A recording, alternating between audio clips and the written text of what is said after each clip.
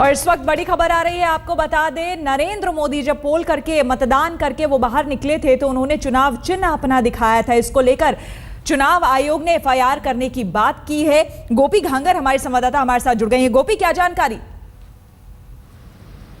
जी बिल्कुल श्वेता, मैं आपको बता दूं, चुनाव आयोग ने कहा है कि जो गुजरात के डीजीपी है और चीफ सेक्रेटरी है, इन दोनों से कहा गया है कि इस मामले पर पूरी रिपोर्ट ली जाए और रिपोर्ट के बाद इस मामले में नरेंद्र मोदी के खिलाफ एफआईआर दर्ज की जाए।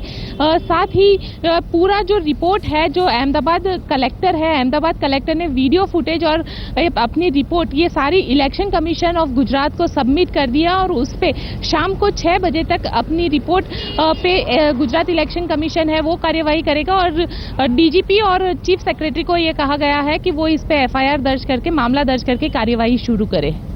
बिल्कुल, जो धाराएं बताई जा रही है 126, 1A और 1B, इसके तहत क्या कुछ हो सकता है कार्रवाई की? अगर हम बात करें गोपी, तो किस तरह की कार्रवाई हो सकती है?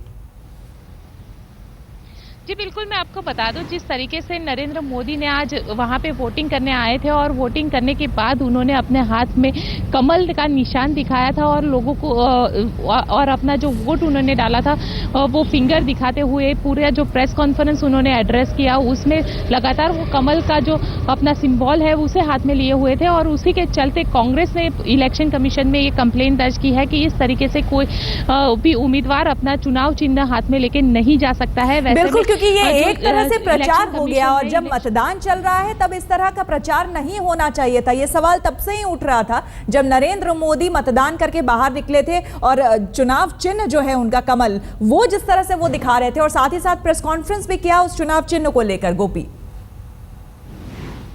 जी बिल्कुल श्वेता, आपने देखा होगा तो किस तरीके से नरेंद्र मोदी लगातार वो जो अपना चुनाव चिन्ह है कमल उसे लगातार हाथ में लिए हुए थे। लगातार जब वो सवाल जवाब कर रहे थे वो लगातार उस चिन्ह को दिखा रहे थे। साथ ही कांग्रेस ने इस बात को लेकर भी सवाल खड़े किए हैं कि इस तरीके से कैसे एक उम्मीदवार प्रेस कॉन्फ्रेंस कर सकता है वही जहां पे वो अपना वोट डालने आया हुआ है और उसी के 100 मीटर के दायरे के भीतर वो कैसे प्रेस कॉन्फ्रेंस को एड्रेस कर सकता है। इसी को लेकर ये पूरा मामला इलेक्शन कमीशन में गया। इलेक्शन कमीशन ने इस मामले को काफी सीरियसली लेते हुए इस मामले को और गुजरात के डीजीपी और चीफ सेक्रेटरी को कहा है कि इस मामले में तुरंत ही रिपोर्ट फाइल करके कार्यवाही की जाए। और आगे क्या कुछ डेवलपमेंट्स होते हैं इस पूरे मामले पर गोपी, वो भी हम आपसे जानकारी लेते रहेंगे। फिलहाल बहुत बहुत शुक्रिया आपका।